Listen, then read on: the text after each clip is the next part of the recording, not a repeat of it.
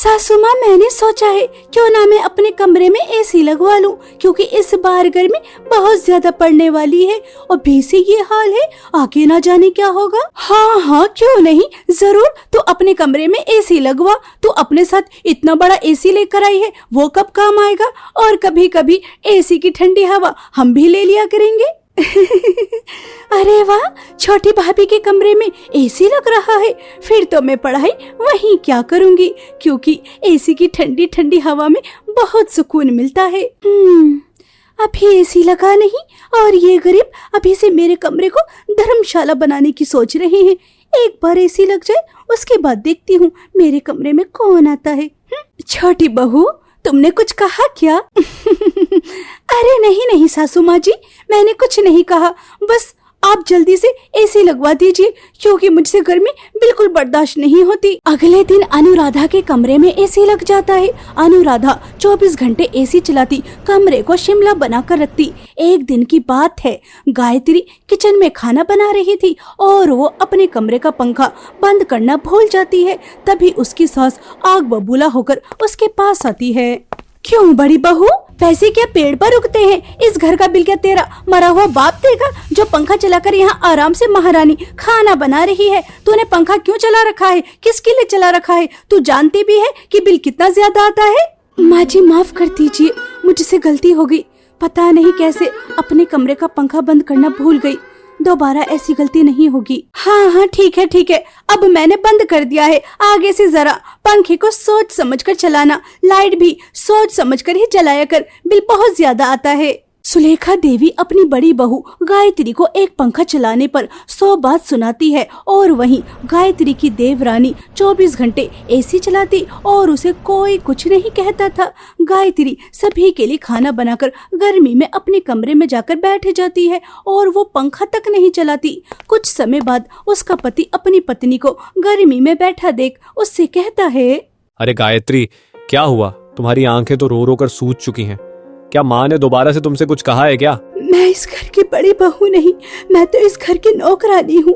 अगर मैं इस घर में सांस भी लेती हूँ तब भी पैसे ही खर्च होते हैं।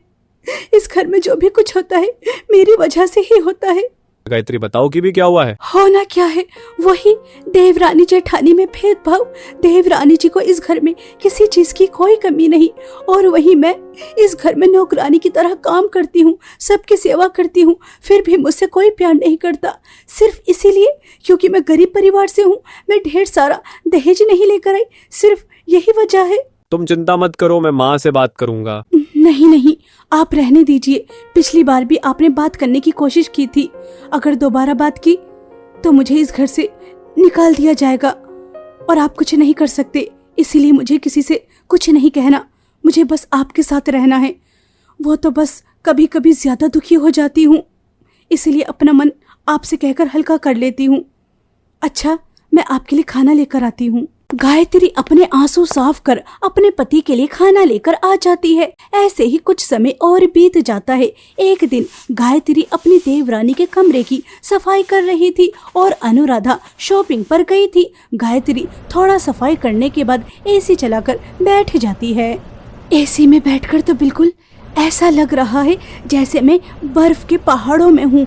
यहाँ कितना अच्छा ठंडा ठंडा महसूस हो रहा है, इसीलिए देवरानी जी अपने कमरे से बाहर नहीं निकलती। गायत्री को अपनी देवरानी के एसी के कमरे में बहुत सुकून मिलता है और वो बहुत ज्यादा थकी हुई थी और उसकी कब आंख लग जाती है उसे पता ही नहीं चलता। कुछ समय बाद जब उसकी देवरानी शॉपिंग से वापस आती है और अपनी जेठानी को अपने एसी वाले कमरे में सोता हुआ देखती है तो वो गुस्से से आग बबूला हो जाती है।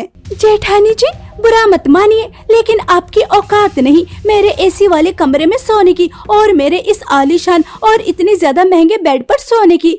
आपके अंदर क्या इतने भी मैनर्स नहीं कि अगर कोई कमरे में नहीं तो उसके कमरे में नहीं जाना चाहिए? अनुराधा, तुमने ही तो मुझसे कहा था कि तुम्हारा कमरा गंदा हो चुका है तो कमरे की सफाई कर देना, इसलिए मैं यहाँ सफाई करने आई थी। हाँ हाँ, मैंने सफाई करने के लिए कहा था, ना कि एसी चलाकर बेड पर सोने के लिए। आपको तो मौका मिल गया अपना पंखे वाला कमरा छोड़कर मेरे एसी वाले कमरे में सोने का। आपको पता है यह सब कुछ मेरे पापा ने मुझे दिया है। मैं गरीब परिवार से नहीं हूँ, मैं बहुत अमीर हूँ। ये सब कुछ अपने साथ लेकर आई हूँ। अनुराधा, तुम हमेशा अपने अमीर होने का घमंड क्यों दिखाती रहती हो? क्योंकि मेरे पास सब कुछ है और आप गरीब हो। सासू माँ, सासू माँ, सासू माँ, अच्छा हुआ आप आ गई। आपको पता है मेरे एसी वाले कमरे में कीमती कीमती सामान पड़ा रहता है। अगर वो सामान इधर उधर हो गया तो मैं क्या करूंगी? मेरे पापा ने इतने लाड प्यार से मुझे ये कीमती सामान दिया है। अनुराधा, क्या तुम मुझे चोर कह रही हो? मैं चोरी नहीं करती। मैं गरीब जरूर हूँ, लेकिन मैं किसी के हीरे को भी हाथ नहीं लगाती। वो तो मैं तुम्हारे कहने पर तुम्हारे एसी वाले कमरे की सफाई करने आ गई। ठीक ही तो कह रही है मेरी छोटी बहू। उसका इतना कीमती कीमती सामान है, जेवर है। अगर वो इधर उधर हो गया तो? अगर तुझे दोबारा अपनी देवरानी के एसी वाले कमरे की सफाई करनी हुई तो उसके सामने ही क्या कर, उसके पीछे नहीं। समझ गई? माँ जी, मैं इतने सालों से आपके साथ हूँ, क्या इतने सालों में आप मुझे नहीं जान पाई? देखिए जेठानी जी, बुरा मत मानिए, आपसे एसी देखकर तो रुका नहीं गया। एसी चलाकर मेरे कमरे में आराम करने बैठ गई। जेवर देखकर अगर नियत बदल गई तो? जेवर चुरा लिया तो? अच्छे अच्छों का ईमान डोल जाता है। फिर आप किस खेत की मूली हो? आपने तो ये सब कुछ अपनी आंखों से कभी देखा भी नहीं। अच्छा, अब जाओ जल्दी से मेरे लिए शिकंजी लेकर आओ। शॉपिंग कर थक चुकी हूँ। हाँ, जल्दी जाओ, 2 गिलास लेकर आना। मैं यहाँ अपनी छोटी बहू के एसी वाले कमरे में बैठ जाती हूँ। आज गर्मी बहुत ज्यादा है। सासू माँ, अगर आपको बुरा न लगे तो कृपया आप एसी वाले कमरे से चली जाइए, क्योंकि मैं बहुत ज्यादा थक चुकी हूँ। मुझे आराम करना है, और अगर मेरे कमरे में कोई होता है तो मुझसे आराम नहीं होता।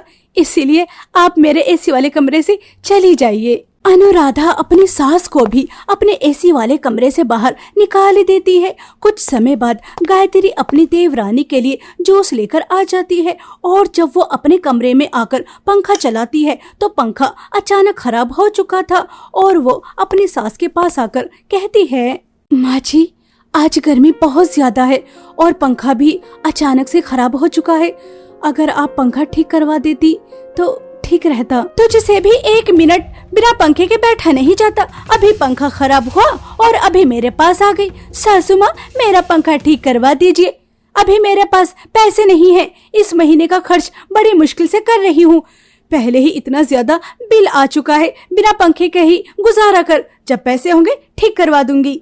माँ जी, देवरानी 24 घंटे एसी चलाती है। उसकी वजह से ही घर में इतना ज्यादा बिल आता है। उसके लिए इतने महंगे महंगे स्वादिष्ट पकवान बनते हैं, जिस वजह से घर की आधे से ज्यादा कमाई तो देवरानी जी के नाज नखरे उठाने में ही खर्च हो जाती है। तो वो गरीब परिवार से आई है, वो अमीर परिवार से आई है, और अपने साथ इतना दान दहेज लेकर आई है। उसके लिए ये सब तो करना ही पड़ेगा। वो तेरी तरह गरीब तो नहीं है। माँ जी, अमीर परिवार से आकर वो आपको क्या दे रही है? जब से वो इस घर में आई है तब से वो काजल की बेइज्जती करती है। उसे अपने एसी वाले कमरे से हाथ पकड़कर बाहर निकाल देती है, और उसने आज आपको भी तो अपने कमरे से बाहर निकाल दिया। अगर अमीर होना इसे कहते हैं तो मैं गरीब ही ठीक हूँ। मम्मी, भाभी बिल्कुल ठीक कह रही है। मुझे छोटी भाभी बिल्कुल भी अच्छी नहीं लगी। वो हमेशा अपनी धन दौलत पर घमंड करती हैं। आपको पता है, कल उन्होंने मुझे एसी वाले कमरे से निकाल दिया और कहा दोबारा से मेरे एसी वाले कमरे में कदम मत रखना, और अपनी किसी चीज को हाथ भी नहीं लगाने देती। अगर वो इतना दान दहेज लेकर भी आई है तो वो उनके लिए, हमारे लिए तो नहीं। तो फिर हम उनके नाज नखरे क्यों उठाएं? हाँ माँ, हमने हमेशा बड़ी भाभी का अपमान किया। उन्हें कभी कुछ नहीं समझा, सिर्फ इसलिए क्योंकि वह दान दहेज नहीं लेकर आई थी, गरीब परिवार से थी। लेकिन हमारी बड़ी भाभी बहुत अच्छी हैं। हमें अपनी बड़ी भाभी का सम्मान करना चाहिए, उन्हें प्यार देना चाहिए, क्योंकि बड़ी भाभी इसके लायक है, छोटी भाभी नहीं। भाभी, हमने आपके साथ जो किया उसके लिए हमें माफ कर दीजिए। मम्मी, अब हम भी एसी लगवाएंगे और हम सब एक साथ एसी वाले कमरे में हंसी खुशी रहेंगे। इसीलिए मैं इसे लेकर आया हूँ। अब से हम सब एसी की ठंडी हवा का मजा लेंगे और गर्मी को छू मंत्र करेंगे। सुलेखा देवी समझ चुकी थी उसकी बड़ी बहू हीरा है हीरा और उसकी छोटी बहू किसी काम की नहीं, और एसी हॉल में लग जाता है। और कुछ समय बाद अनुराधा गायत्री से कहती है, अरे जेठानी जी, आप यहाँ आराम से बैठी हैं, आपको पता है ना मेरे खाने का समय हो चुका है, जाइए जल्दी से मेरे लिए शाही पनीर बनाइए। क्यों छोटी बहू, खाना तुम क्यों नहीं बना लेती? बड़ी बहू काम कर थक चुकी है, इसीलिए वो आराम कर रही है, आज सबके लिए तुम खाना बनाओ। इतनी ज्यादा गर्मी में रसोई घर के अंदर मैं सबके लिए खाना बनाऊं? मैं इस घर की नौकरानी नहीं हूँ, मैं अपने लिए ऑनलाइन ऑर्डर कर मंगा लूंगी। अनुराधा पैर पटक कर वहाँ से चली जाती है और उसके बाद गायत्री सभी के लिए स्वादिष्ट खाना बना कर लेकर आती है और सब मजे से खाते हैं। और वहीं दूसरी तरफ अनुराधा अकेले अपने एसी वाले कमरे में ऑनलाइन खाना मंगाकर खा रही थी, वो सबसे अलग हो जाती है।